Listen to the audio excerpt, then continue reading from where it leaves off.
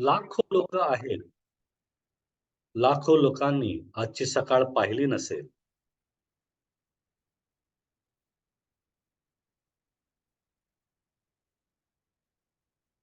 परंतु ह्या निसर्गाने, या ब्रह्मांडाने, या युनिव्हर्सने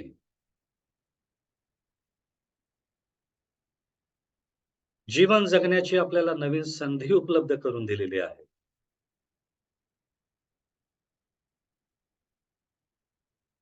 त्या निसर्गाचे मनापासून धन्यवाद माना.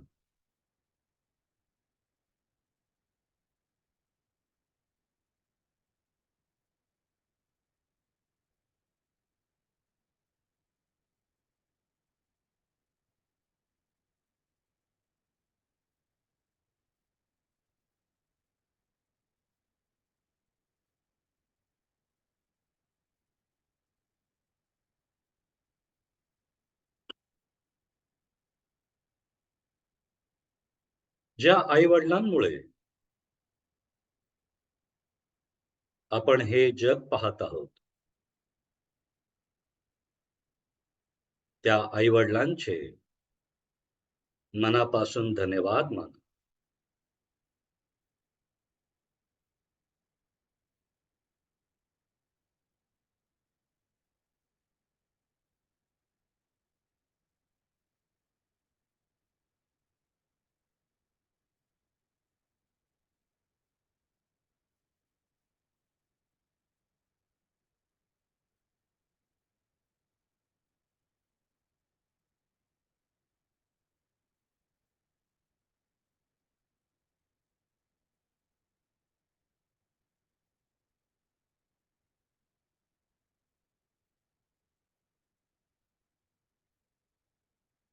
जे मित्र आपल्याला सतत मदत करत असतात, सतत आपल्या पाठीशी असतात, त्या मित्रांचे मनापासून धन्यवाद माना.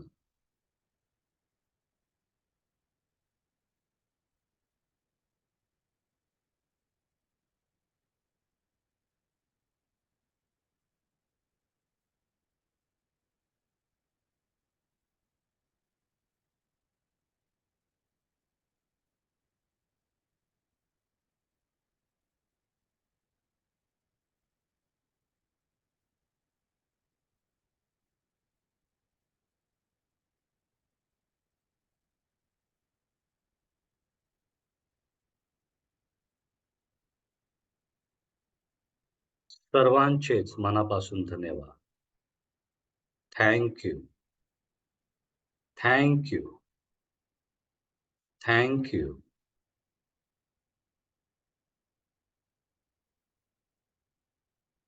हळुवारपणे डोळे उघडा.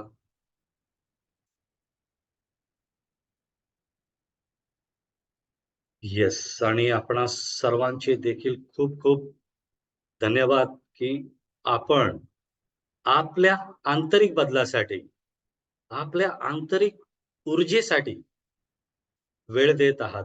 आणि मला अतिशय कौतुक आहे, की मेडिटेशनसाठी आपण उत्सुक आहात नाही का? म्हणजे ग्रुपवरती देखील मी पाहत होतो, की काही जणांना ही वेळ जमत नव्हती.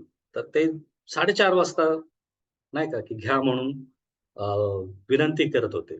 तर ही जी काही उत्सुकता आहे ना, ही उत्सुकता खरंच अतिशय महत्त्वाची आहे. तर निश्चितच इथे असे काही लोकं आहेत, की जे पहिल्यांदा ध्यान शिकत आहेत आणि त्याचा अनुभव घेत आहेत. तर असेही काही लोकं आहेत, की जे अनेक वर्षापासून मेडिटेशन करत आहे आणि अतिशय चांगल्या पद्धतीने त्यांची सिटिंग देखील आहे. त्यामुळे सुरुवातीला आपण काही गोष्टी पाहण्याचा प्रयत्न करूया.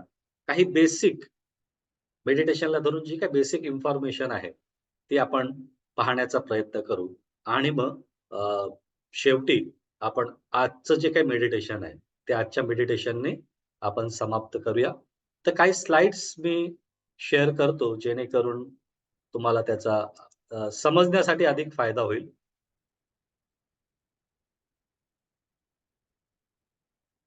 येस.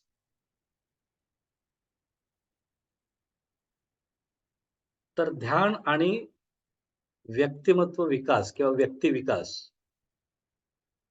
या पद्धतीने मी याला टायटल दिलेलं आहे. तर खरंच ध्यानातून किंवा मेडिटेशनमधून आपला व्यक्ती विकास होत असतो आणि म्हणून खऱ्या अर्थाने आपला जर व्यक्ती विकास करायचा असेल, तर आपल्याला मेडिटेशन करणं गरजेचं आहे. आणि अशा अर्थाने हे जे काही मेडिटेशनच्या माध्यमातून आपलं जे काही व्यक्तित्व घडत असतं, तर ते शारीरिक व्यक्तित्व सोबतच आपलं मानसिक व्यक्तित्व देखील घडत असतं. आणि म्हणून ही गोष्ट अतिशय महत्त्वाची आहे, की पर्सनॅलिटी ज्यावेळेस आपण पाहतो, व्यक्ती विकास पाहतो, त्यावेळी हा व्यक्ती विकास शारीरिक व्यक्ती विकास असतो आणि मानसिक देखील व्यक्ती विकास असतो. शारीरिक व्यक्ती विकासासाठी आपण नाही का एक्सरसाइज करतो, व्यायाम करतो, जिम लावतो, जॉगिंग करतो वगैरे, वगैरे, वगैरे किंवा आहार नाही का, आहार जे आहे, तो आहार देखील आपण चांगल्या पद्धतीने घेतो. पण मानसिक व्यक्ती विकासाचं काय? मानसिक पर्सनॅलिटीचं काय? तर त्याच्यासाठी काय खाद्य आहे? तर त्याच्यासाठी एकच खाद्य आहे, ते म्हणजे मेडिटेशन, नाही का? आपलं मानसिक आरोग्य जर आपल्याला टिकवायचं असेल, तर स्वाभाविक आहे मेडिटेशन शिवाय पर्याय नाही. आता नेमकं मेडिटेशनचा नेमका उद्देश काय? हे आपण थोडंसं पाहण्याचा प्रयत्न करूया. आपलं जे काही जीवन आहे, हे जीवन या 7 पिलर्सने घडलेलं आहे. नाही का? हे 7 पिलर्स फार महत्त्वाचे आहे, जे आपल्या स्क्रीनवरती दिसत आहे. सर्वात खालून आपण सुरुवात करूया. ते आहे शरीर. ज्यावेळेस आपण आपल्या आईच्या उदरामध्ये जन्म घेतो, तर पहिल्यांदा आपल्या शरीराचा भाग तयार होतो. नाही का? हळू मग ते शरीर विकसित होत जातं आणि आपला जन्म होतो आणि ह्या निसर्ग नियमाप्रमाणे आपण वाढत जातो. म्हणून त्या 7 पिलर्सपैकी पहिलं पिलर्स आहे शरीर. तर ते शरीर आपलं अतिशय चांगलं असलं पाहिजे. त्यासोबतच मन देखील विकसित होत आहे, नाही का? अगदी आईच्या गर्भात असल्यापासून मनाची निर्मिती झालेली आहे, भावनांची निर्मिती झालेली आहे, विचारांची निर्मिती झालेली आहे आणि त्याला त्याच कारणाला धरून आपल्यावरती संस्कार देखील झालेले. अगदी आईच्या गर्भात असल्यापासून मन असल्यामुळे आपल्यावरती संस्कार देखील झालेले आहेत. त्यामुळे हे दुसरं पिलर देखील अतिशय महत्त्वाचं आहे. त्याला धरून आपले नातेसंबंध देखील विकसित झालेले आहेत. पहिलं नातं हे आपल्या आईशी जुडलेलं आहे आणि आईच्या गर्भातून ज्यावेळेस आपण बाहेर येतो, त्यावेळेस मग इतरांशी आपले नातेसंबंध जुडलेले आहेत. मग आपलं कुटुंब असेल, आपला समाज असेल, आपले शेजारी असतील, आपले नातेवाईक असेल. तर हे तिसरं पिलर्स जे आहे, ते देखील अतिशय महत्त्वाचं आहे आणि ते नातेसंबंध टिकवणं निश्चितच आपली जबाबदारी असते. हे सर्व करत असताना आपण अनेक गोष्टी शिकत असतो.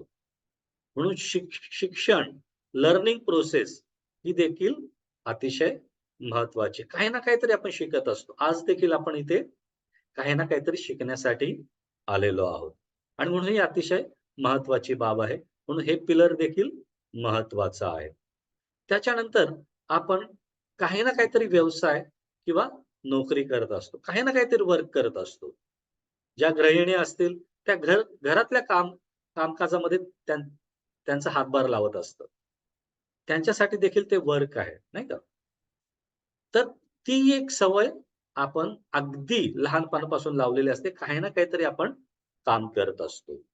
त्यामुळे ही एक अतिशय महत्त्वाची बाब आहे. आणि हे सर्व करण्यासाठी आपली उपजीविका आपण करण्यासाठी कशासाठी करत असतो उपजीविका? तर स्वाभाविक आहे त्याच्यातून काही ना काहीतरी संपत्ती प्राप्त व्हावी आणि आपलं दैनंदिन जीवन आहे. त्या दैनंदिन जीवनामध्ये ज्या काही गरजेच्या वस्तू आहेत, त्या गरजेच्या वस्तू विकत घेण्यासाठी म्हणा किंवा त्याच्यासाठी आपल्याला काही ना काहीतरी संपत्ती हवी असते. तर हा एक अविभाज्य घटक आपल्या पूर्ण जीवनाचा आहे आणि सर्वात शेवटी आहे तो म्हणजे आध्यात्मिकता, स्पिरिच्युअलिटी. हे सर्वांचं संतुलन ठेवण्याचं काम आध्यात्मिकता करते आणि कुठेतरी एक चांगलं माणूस बनलं पाहिजे. या समाजाचं काही ना काहीतरी देणं आहे म्हणून आपण काही ना काहीतरी काही गोष्टी आचरणात आणण्याचा प्रयत्न करत असतो. म्हणून हे 7 अंग जे आहेत जीवनाचे, हे 7 अंग अतिशय महत्त्वाचे आहेत आणि या 7ही अंगांपैकी एका जरी अंगामध्ये बिघाड झाला, तर मात्र आपलं जीवन जे आहे ते विस्कळीत होऊ शकतं. नातेसंबंध बघा आपले चेक करा. थोडी जरी विस्कळीत असतील तर आपण स्ट्रेसमध्ये येतो. आपली संपत्ती जी काही मंथली इन्कम असेल, तो जरा विस्कळीत झाला, तर स्वाभाविक आहे, त्या सर्व गोष्टींवरती आपला परिणाम होतो. आपलं शरीर आणि मन व्यवस्थित नसेल, तर स्वाभाविक आहे बाकीच्या सर्व गोष्टींवरती आपला परिणाम होतो. म्हणून या 7ही गोष्टींना संतुलित ठेवण्याचं काम मेडिटेशन करतं. जर आपण नियमितपणे मेडिटेशन करत असू, हे जे काही जीवनाचे महत्त्वाचे 7 अंग आहेत, ह्या 7ही अंगांना आपण संतुलित ठेवू शकतो. म्हणून हा एक फार महत्त्वाचा उद्देश आपला आहे मेडिटेशनचा.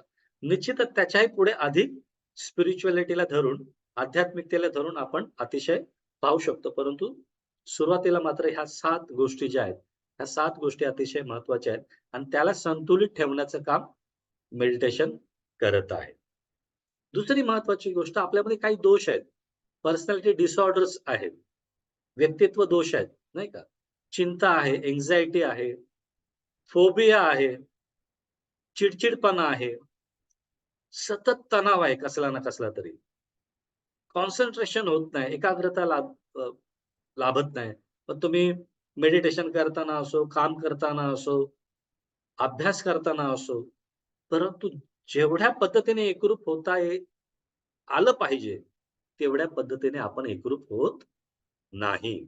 कुठेतरी आत्मविश्वासाचा अभाव आहे. लॅक ऑफ कॉन्फिडन्स आहे. सतत निगेटिव्ह विचार मनात येत आहेत, नाही का? आता मी काही जणांशी बोलत होतो अगदी 2-3 दिवसापूर्वी. एक सेशन घेत होतो आणि तिथे त्यांच्याशी बोललो, की तुम्ही काय नवीन वर्षाकडून काय मागत आहात?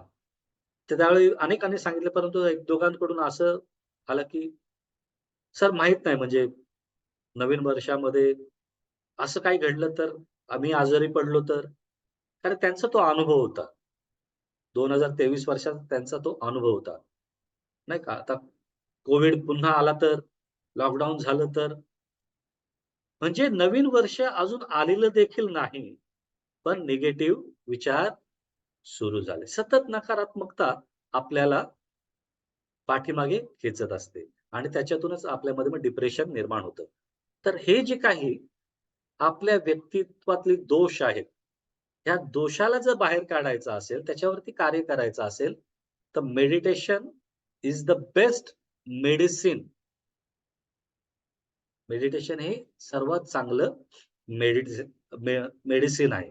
प्रत्येक गोष्टीमध्ये जर तुम्हाला सक्सेस मिळवायचा असेल, तर मेडिटेशन सारखं चांगला उपाय नाही. आणि म्हणून ही गोष्ट अतिशय महत्त्वाची आहे. आता अनेक लोकांचे मला फोन आले, की "सर हे संध्याकाळचं घेऊ शकता का तुम्ही? दुपारचं घेऊ शकता का? सकाळचं आम्हाला थोडासा वेळ नाहीये" वगैरे, वगैरे, वगैरे. पण सकाळचं मेडिटेशन का गरजेचं आहे? मी माझ्या क्लासमध्ये देखील जे काही मी ऑफलाईन क्लास घेतो, त्याच्यामध्ये देखील मी सांगत असतो, की सकाळची जी वेळ आहे, त्याच्यामध्ये सर्वीकडे पॉझिटिव्ह एनर्जी निर्माण झालेली असते. एक कॉस्मिक एनर्जी असते आणि ही कॉस्मिक एनर्जी ज्यावेळेस आपण मेडिटेशन करतो, तर ती स्वाभाविक आहे आपल्या शरीरात प्रविष्ट होते, आपल्या शरीरामध्ये प्रवाहित होत असते आणि म्हणून सकाळची वेळ अतिशय महत्त्वाची आहे. ह्या वेळेमध्ये, सकाळच्या वेळेमध्ये आपली बॉडी, आपलं शरीर आणि मन हे एकरूप असतं आणि मेडिटेशनसाठी ते महत्त्वाचं आहे.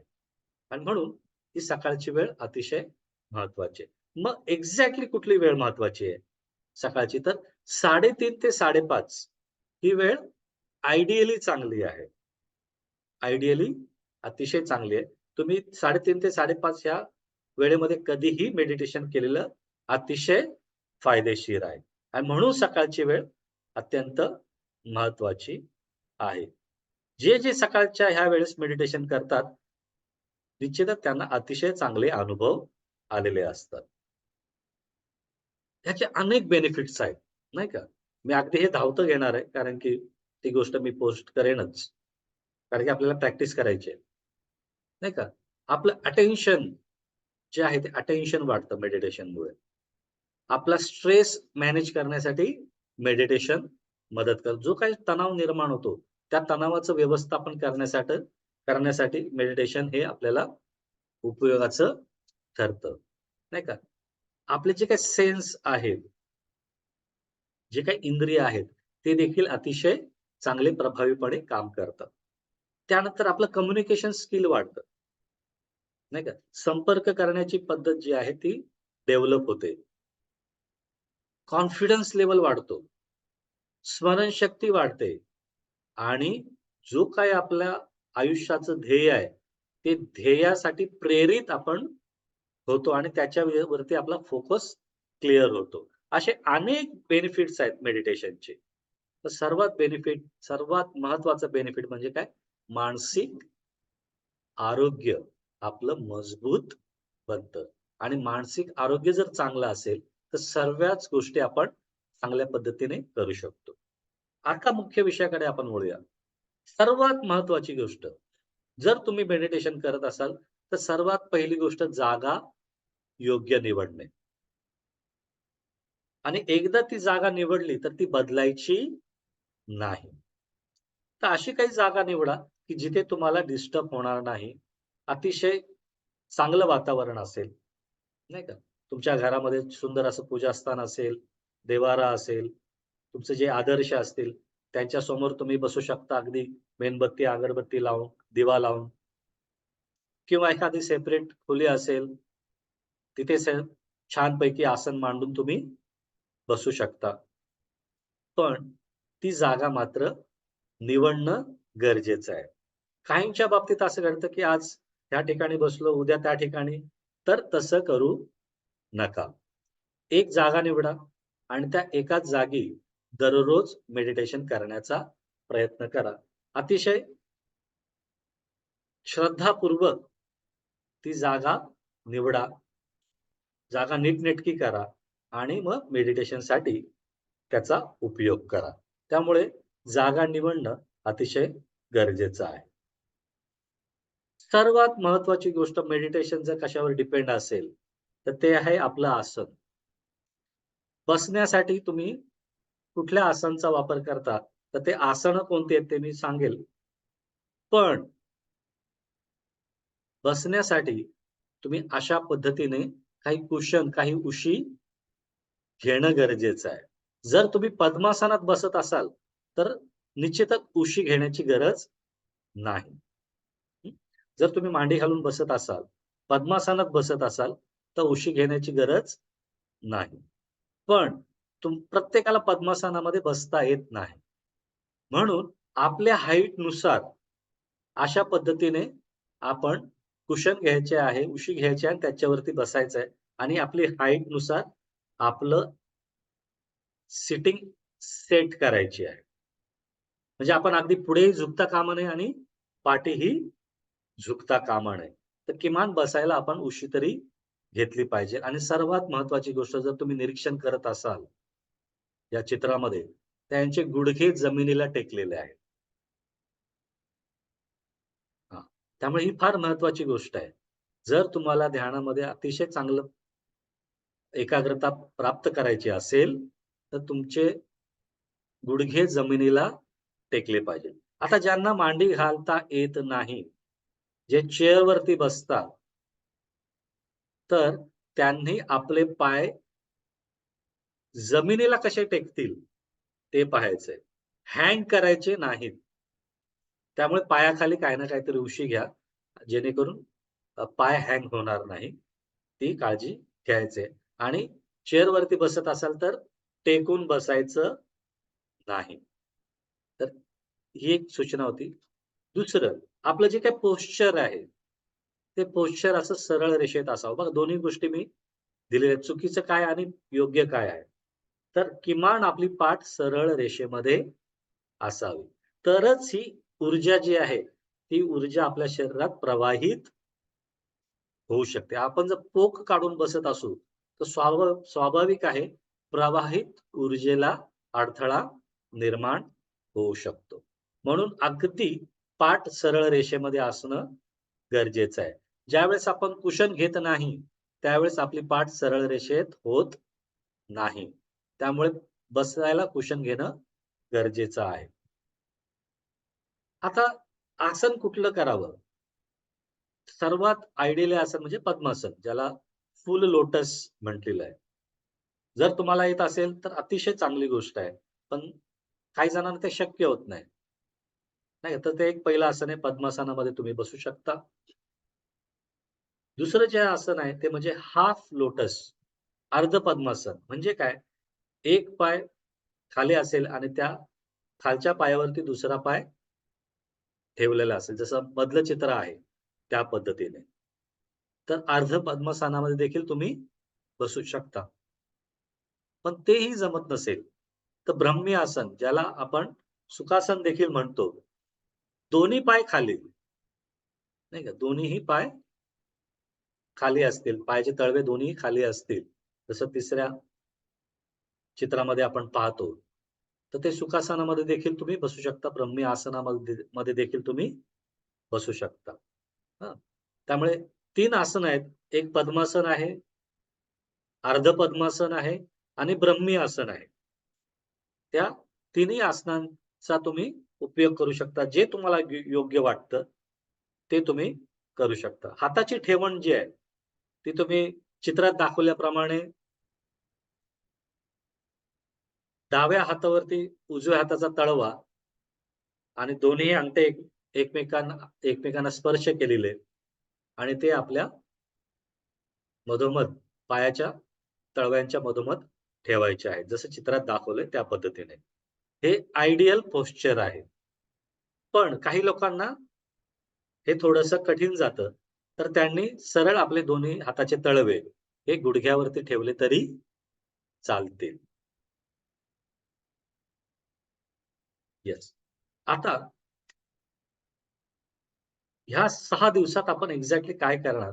ते एक 2 मिनिटं सांगतो, मग आपण प्रत्यक्ष मेडिटेशनला सुरुवात करणार आहोत. तर आजचं पहिलं सेशन थोडंसं मी इंट्रोडक्शनमध्ये दिलेलं आहे. अगदी छोट्या-छोट्या गोष्टी मी सांगण्याचा प्रयत्न केलेला आहे.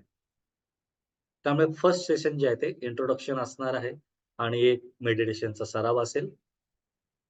दुसऱ्या दिवशी म्हणजे उद्याच्या दिवशी आपल्या शरीरात काही एनर्जी पॉइंट्स आहेत. तर ते 7 एनर्जी पॉइंट आहेत. तर ते 7 एनर्जी पॉइंट कुठले आहेत? त्या एनर्जी पॉइंटला कशा पद्धतीने चार्ज करायचं, ते आपण पाहणार आहोत.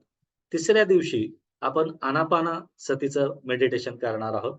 अगदी वेगळ्या पद्धतीने ते करणार आहोत. हे आनापानसतीच्या मेडिटेशनसाठी ज्या उपयोगाच्या गोष्टी आहेत, त्या चौथ्या दिवशी आपण पाहणार आहोत. आनापानसती आणि मैत्री भावना. हे जे काही 2 मुख्य ध्यान आहेत, त्या ध्यानासाठी लागणाऱ्या ज्या काही उपयुक्त उपध्यान आहेत, त्या उपध्यानाविषयी मी चौथ्या दिवशी सांगणार आहे. 5व्या दिवशी आपण ह्या वैश्विक ऊर्जेशी कनेक्ट होणार आहोत, मेत्ता हीलिंगच्या माध्यमातून. ते मेत्ता हीलिंग काय आहे? मैत्री भावना काय आहे? ते वेगळ्या पद्धतीने आपण करणार आहोत आणि ह्या वैश्विक मैत्रीच्या ऊर्जेशी आपण कनेक्ट होणार आहोत. तर ती गोष्ट आपण पाहणार आहोत आणि अगदी 6व्या दिवशी आपण क्षमा भावना हे मेडिटेशन करणार आहोत. जे मेत्ता भावनेशी कनेक्ट आहे. ते अगदी वेगळ्या पद्धतीचे मेडिटेशन असेल. तर असा 6 दिवसाचा आपला हा प्रवास आहे आणि त्या पद्धतीने आपण जाणार आहोत. 6व्या दिवसानंतर काय? तर ही अशीच कार्यशाळा, हा क्लास कंटिन्यू आपला चालू राहील. जे नवीन लोकं जॉइन होतील, त्यांच्यासाठी पुन्हा काही गोष्टी मी सांगेल आणि आपण पुन्हा मेडिटेशन करत राहू. तर कंटिन्यू आपण ह्या गोष्टी करत राहणार आहोत. तर हे थोडंसं मी सांगण्याचा प्रयत्न केलेला आहे. तर अशा पद्धतीने आपण पुढे जाऊया आणि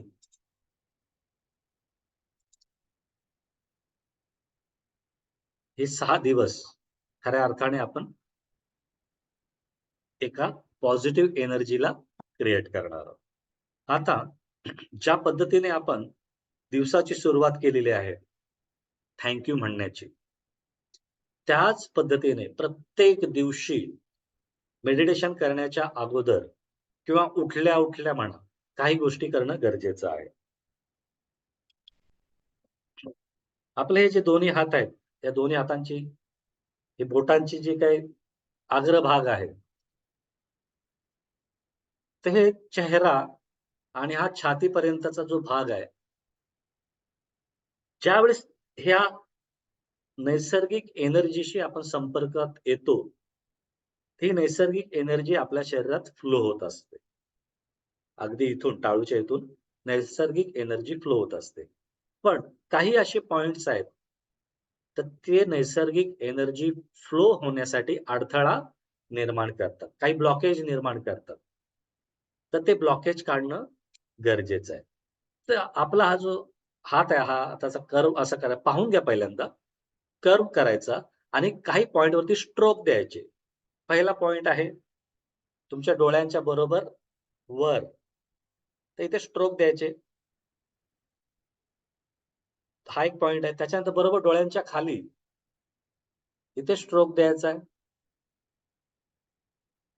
त्यानंतर बरोबर ह्या दोन्ही खांद्यांच्या खाली जिथे हा बोन आहे, बोनचा पार्ट आहे, त्या बोनवरती स्ट्रोक द्यायचे आहेत आणि बरोबर छातीच्या मधोमध इथे स्ट्रोक द्यायचे आहेत.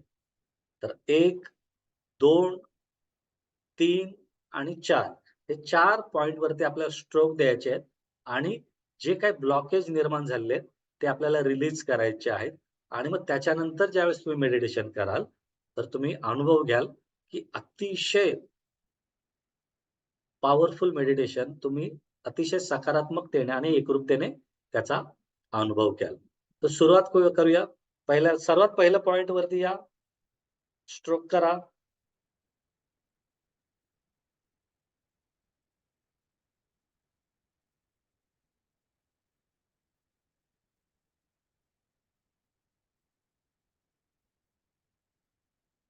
सेकंड पॉइंट डोळ्याच्या खाली.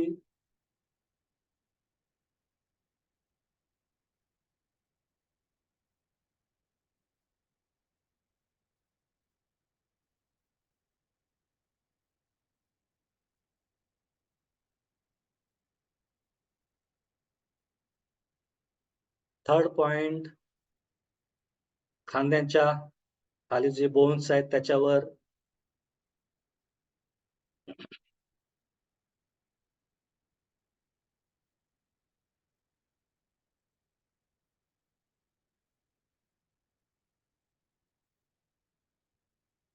फोर्थ पॉइंट छातीच्या बरोबर मधोमध.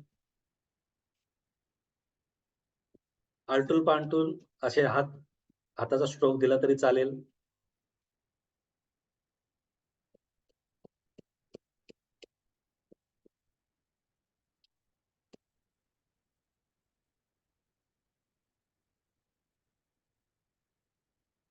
येस. स्टॉप. रिलीज. गुड. तर दररोज सकाळी किमान हे 4 पॉइंट्स आपण स्ट्रोक केले पाहिजे. आलटून-पालटून असे हात तुम्ही हे करा. समजा एकत्र करू शकता किंवा आलटून-पालटून देखील अशा पद्धतीने करू शकता. तर ते अधिक चांगलं राहील.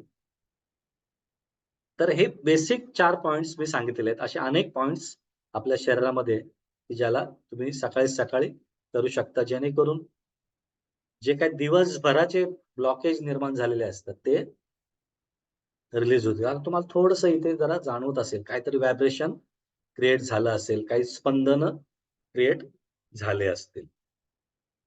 येस. तर अशा पद्धतीने ही एक मेथड आहे. ती तुम्ही दररोज करायची आहे. सकाळी उठल्या-उठल्या करा. अगदी अंथरुणातून उठल्या-उठल्या देखील तुम्ही ते करू शकता. फ्रेश झाल्यानंतर करू शकता. तुम्हाला ज्यावेळेस वाटेल त्यावेळेस ते करू शकता. सकाळी तर करा, परंतु दिवसभरात तुम्ही कधीही ही गोष्ट करू शकता. फक्त जेवण झाल्या-झाल्या करू नका. किंवा ती स्ट्रोक दिल्या-दिल्या जेवू नका. ती काळजी घ्यायची. आणखी एक सूचना मेडिटेशन करताना, मेडिटेशन झाल्या-झाल्या जेवू नका किंवा जेवण झाल्या-झाल्या मेडिटेशन करू नका किंवा काही खाल्ल्यानंतर लगेच मेडिटेशन करू नका. ती मात्र काळजी घ्यायची. जर तुम्ही दिवसभरात कधीही करत असाल, तर जेवढं रिकामं पोट असेल, तेवढं अतिशय चांगलं आहे. तर आजच्या दिवशी आपण काही बेसिक टिप्स बघितलेल्या आहेत. निश्चित दररोज आपण काही ना काहीतरी बेसिक गोष्टी पाहणार आहोत आणि मग मेडिटेशनचा आपण सराव करणार आहोत. तर आता आपण मेडिटेशन प्रत्यक्ष करणार आहोत. आता एक्झॅक्टली काय करायचंय? सर्वात पहिली गोष्ट, जर तुम्ही नवीन असाल, तर मुख्य विषयाकडे वळण्याच्या पूर्वी आपलं शरीर जे आहे, त्या शरीरालाच माध्यम बनवायचंय. आपल्या मेडिटेशनचा विषय बनवायचा आहे आणि ह्या शरीराप्रती आपण काय केलं पाहिजे? जागृत राहिलं पाहिजे. आणि म्हणून आज पहिल्या दिवशी आपण ह्या शरीराचं मेडिटेशन करणार आहोत. आपले जे काही शरीर आहे, त्या शरीराला पाहण्याचा प्रयत्न करणार आहोत. तर जसं मी सांगितलं त्या पद्धतीने बसण्याचा प्रयत्न करा. आपली जी काही बैठक आहे, ती बैठक चांगली करण्याचा प्रयत्न करा.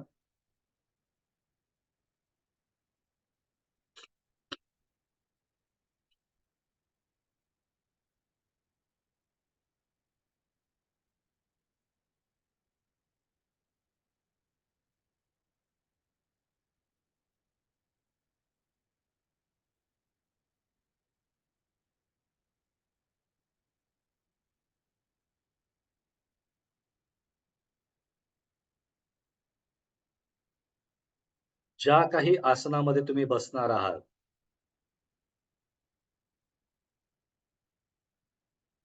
ते तुमच्यासाठी अगदी योग्य आहे याची खात्री करा.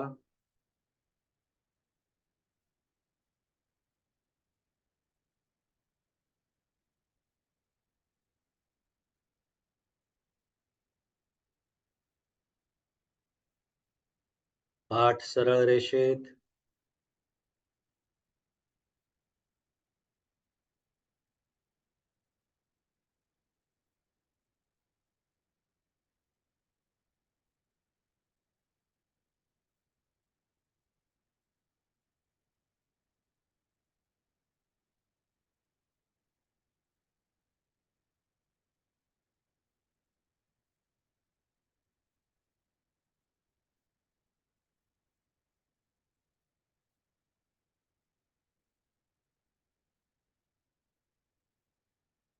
संपूर्ण शरीराचं अवलोकन करा.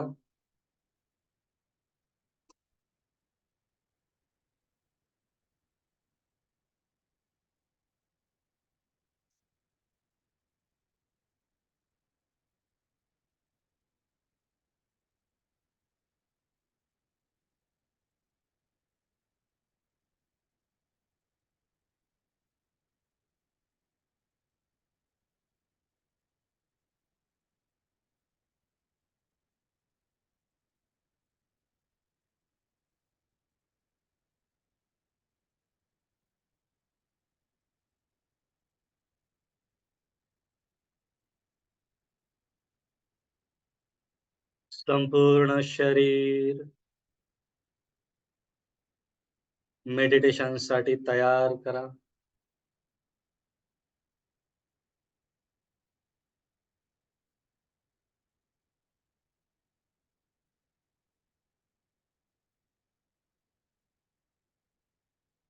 मन देखील मेडिटेशनसाठी तयार करा.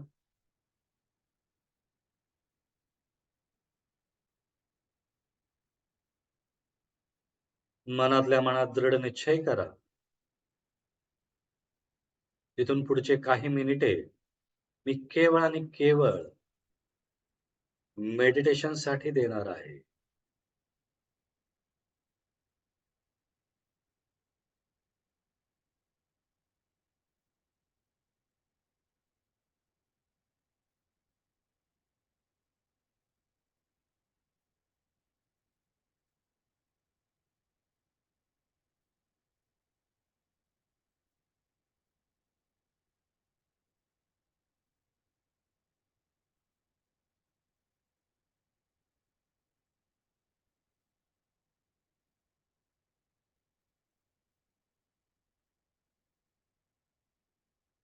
आपल्या ह्या संपूर्ण शरीराप्रती जागृत राहूया.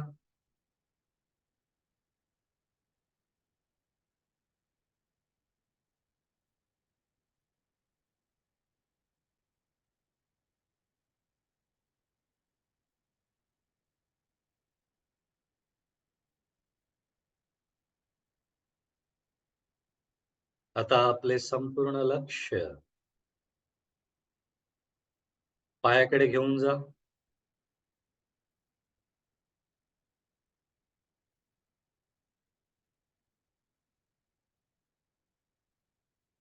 आपल्या दोन्ही पायांचे तळवे,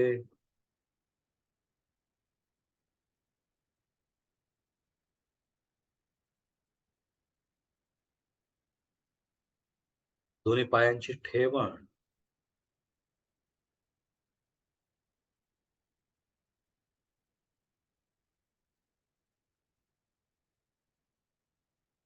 अगदी सुस्थितीमध्ये आहे.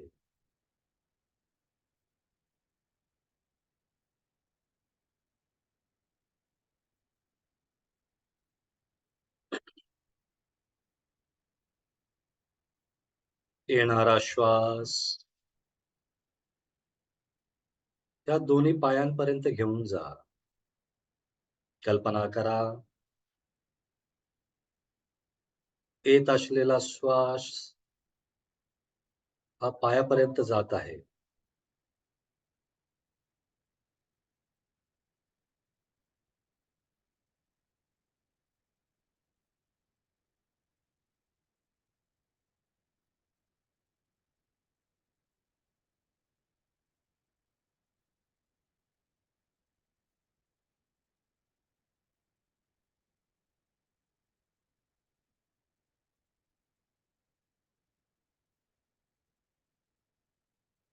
दोन्ही पाय अगदी रिलॅक्स झालेले आहेत.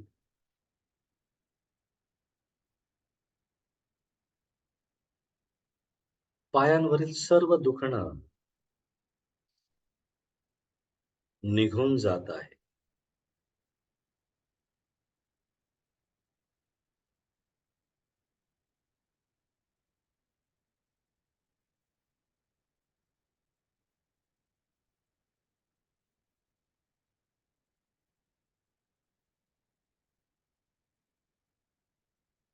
पायांचे तळवे,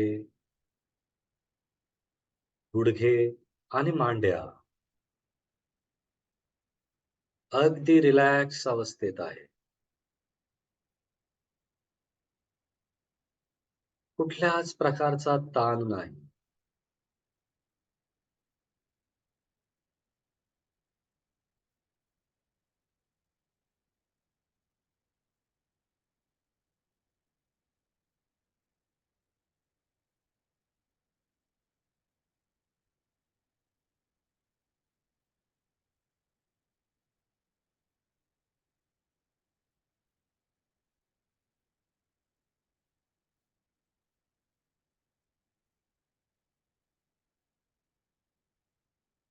हेच ते दोन्ही पाय आहेत, जे दिवसभर मेहनत घेत असतात. आपलं संपूर्ण शरीराचं ओझं, त्याचा भार पेलवत असतात.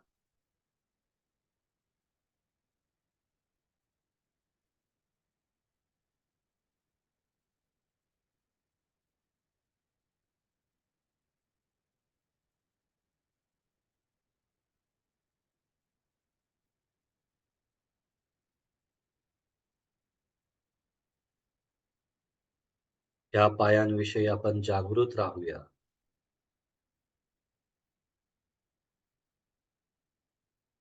त्यांची काळजी घेऊया.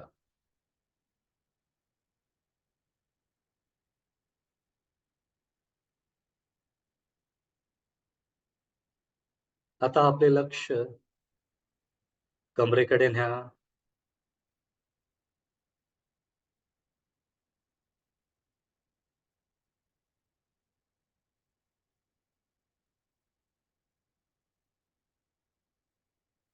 आपल्या शरीराचा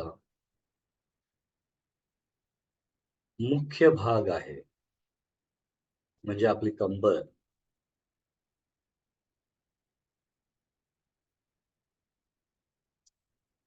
कंबर देखील पूर्णपणे अगदी रिलॅक्स आहे. सर्व ताण, तणाव, दुखणं येणाऱ्या श्वासासोबत निघून जात आहे.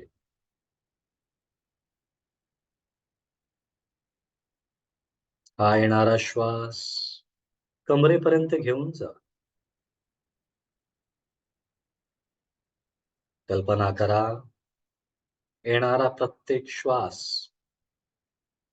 कमरेपर्यंत जात आहे आणि त्या श्वासाद्वारे कमरेवरील सर्व ताण, तणाव, दुखणं, विकार निघून जात आहे.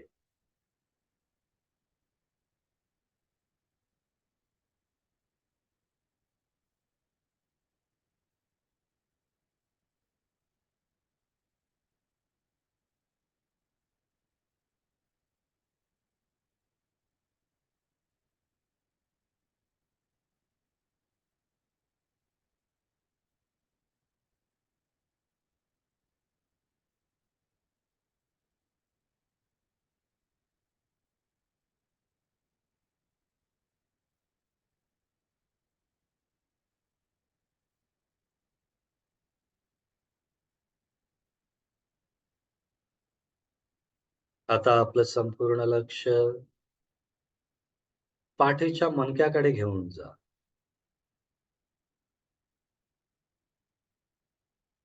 पाठ सरळ रेषेत, कुठेही ताण तणाव नाही.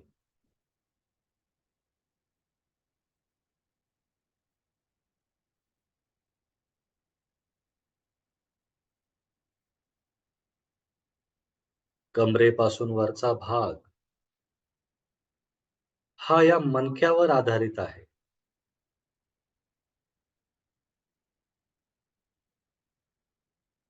त्यामुळे हा मणका सशक्त, सुदृढ असणं गरजेचं आहे.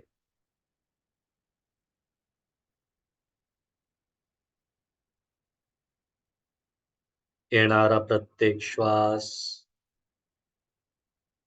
त्या पूर्ण मणक्यामध्ये भिनू द्या.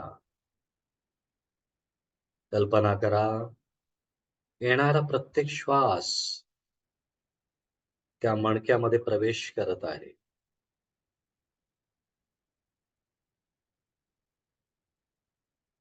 त्या श्वासाद्वारे मणक्यातील सर्व विकार, ताण, तणाव, दुखणं निघून जात आहे.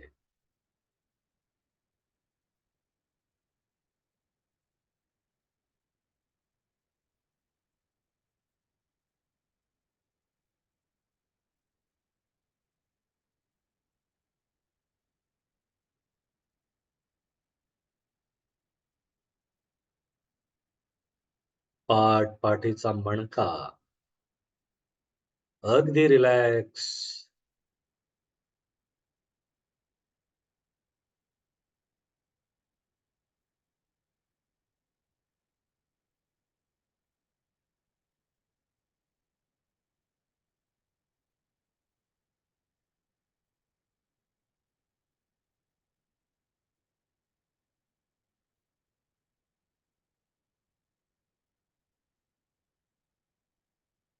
आता येणारा प्रत्येक श्वास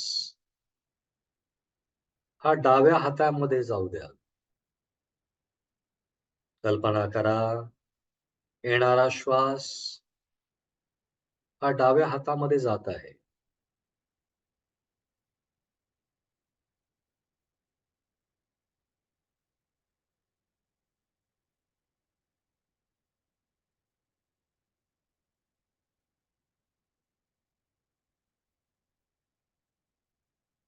डावा हात देखील अगदी रिलॅक्स होत आहे.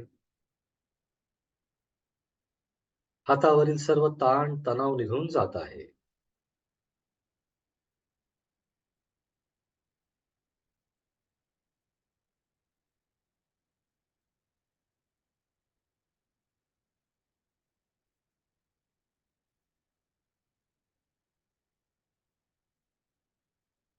आता येणारा श्वास उजव्या हातापर्यंत घेऊन जा.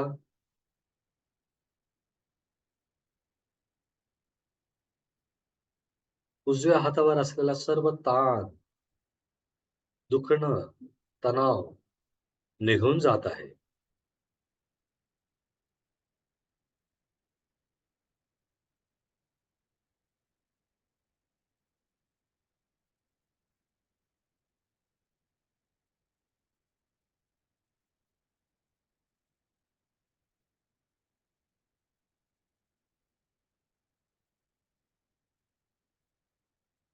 दोन्हीही हात अगदी रिलॅक्स झालेले आहेत.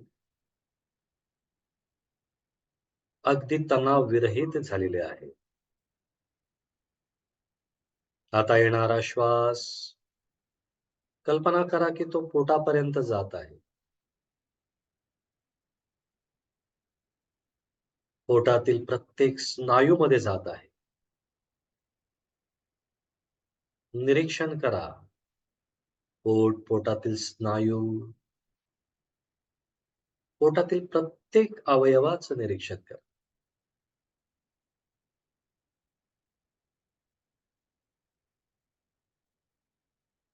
या श्वासाद्वारे पोटातील सर्व विकार निघून जात आहे. जे काही दुखणं असेल, ते बरं होत आहे.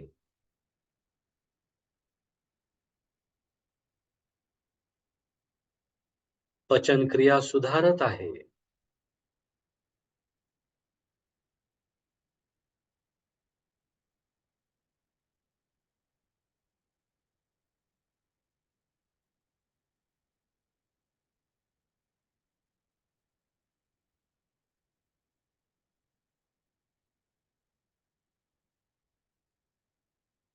पोटाचे सर्व विकार बरे होत आहेत.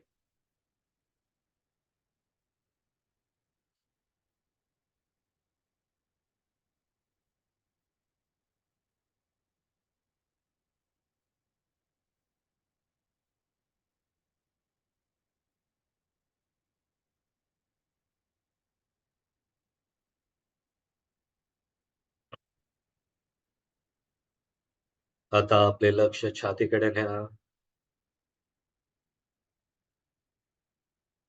येणारा प्रत्येक श्वास छातीमध्ये भिनू द्या.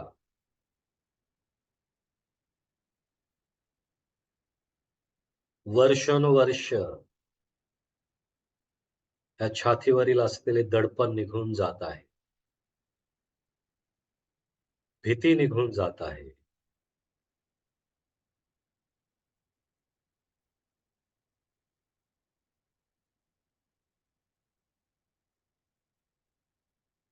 श्वासोश्वास अगदी नॉर्मल आहे. अगदी नैसर्गिक.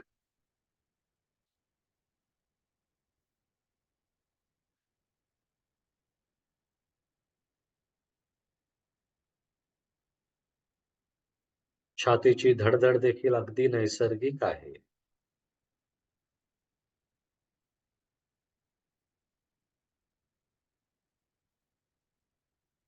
पूर्ण छाती रिलॅक्स झालेली आहे.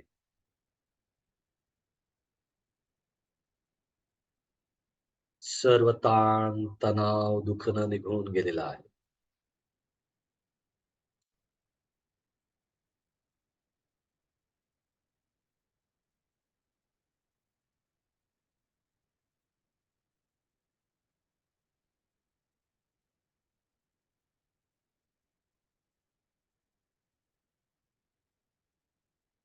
आता आपले लक्ष दोन्ही खांद्याकडे घ्या.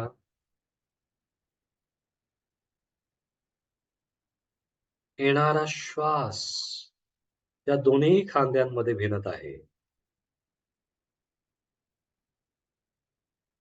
खांद्यांवरील सर्व ताण, सर्व स्ट्रेस निघून जात आहे. खांदे पूर्णपणे रिलॅक्स होत आहेत.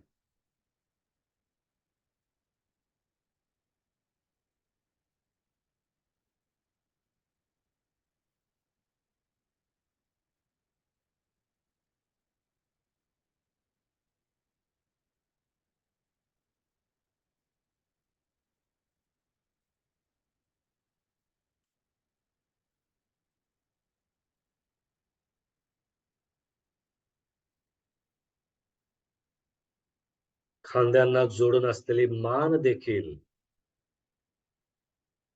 अगदी रिलॅक्स होत आहे.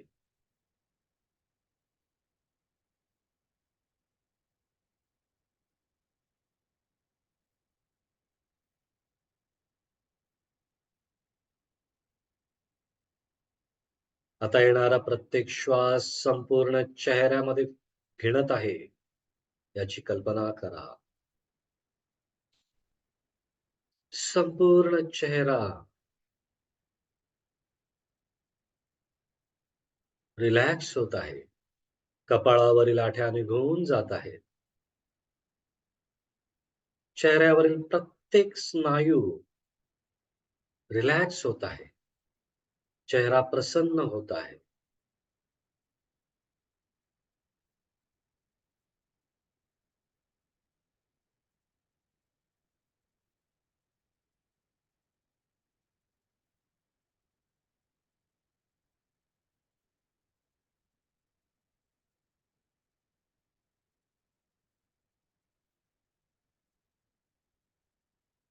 डोक्यावरील सर्व ताण, तणाव, चिंता, काळजी निघून गेलेली आहे.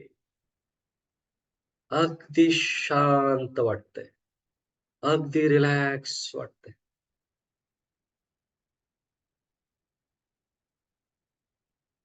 संपूर्ण शरीर अगदी सुदृढ, अगदी सशक्त आणि अगदी रिलॅक्स आहे.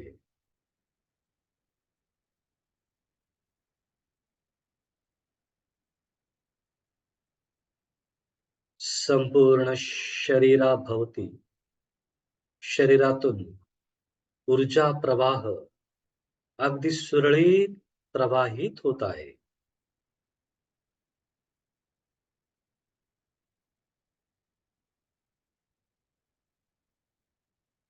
एका सकारात्मक ऊर्जेचा आपण अनुभव घेत आहात. निरीक्षण करा. त्या ऊर्जेचं निरीक्षण करा.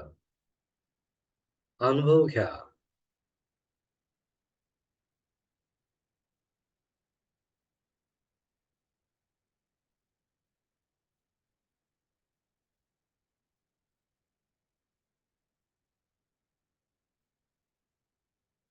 अगदी शांत. शरीर अगदी हलकं झालेलं आहे. जो काही जडपणा होता तो निघून गेलेला आहे. अगदी हलकं, अगदी हलकं, अगदी हलकं.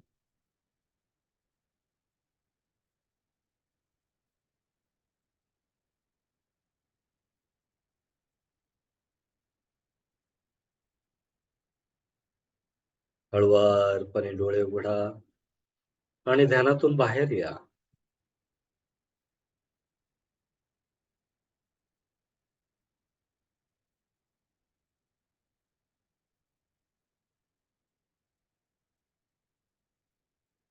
Yes. Thank you so much. तुम्ही तुमच्या शरीराकडे आज पाहिलेलं आहे आणि त्यासाठी वेळ दिलेला आहे. मेसेज आला होता, ज्यांना आवाज येत नसेल, तर त्याला काही करू शकत नाहीत, कारण की त्यांचा माईक कनेक्शन नसेल. त्यामुळे निश्चितच इथून तरी काही प्रॉब्लेम नाही. निश्चित काही चांगला अनुभव तुम्ही घेतला असेल. एकदम जे काही शरीराचा जडपणा आहे, तो निघून गेला असेल आणि शरीर हलकं झालं असेल. तर मला वाटतं आजच्या दिवशी आपण इथे थांबूया. तुमचे अतिरिक्त 3 मिनिटे मी जास्त घेतलेले आहेत. त्याबद्दल दिलगिरी व्यक्त करतो. कसं वाटलं, काय वाटलं, याविषयी तुम्ही ग्रुपवरती शेअर करा. जेणेकरून तुमचे अनुभव इतरांना प्रेरणा देऊन जातील. तर अगदी 2-3 मिनिटासाठी समजा कोणाला काही लगेच प्रश्न विचारायचा असेल आणि त्या प्रश्नांचं सोल्युशन घ्यायचं असेल, तर तुम्ही विचारू शकता. आणि ज्यांना लिव्ह व्हायचं असेल, ते मात्र लिव्ह होऊ शकतात. कारण की मला माहिती आहे, कदाचित तुम्हाला ड्युटीवरती जायचं असेल, तर ते लिव्ह होऊ शकतात. पण ज्यांना काही प्रश्न विचारायचे असतील, तर ते विचारू शकतात किंवा तुम्ही ग्रुपवरती देखील तुमचे अनुभव शेअर करू शकता.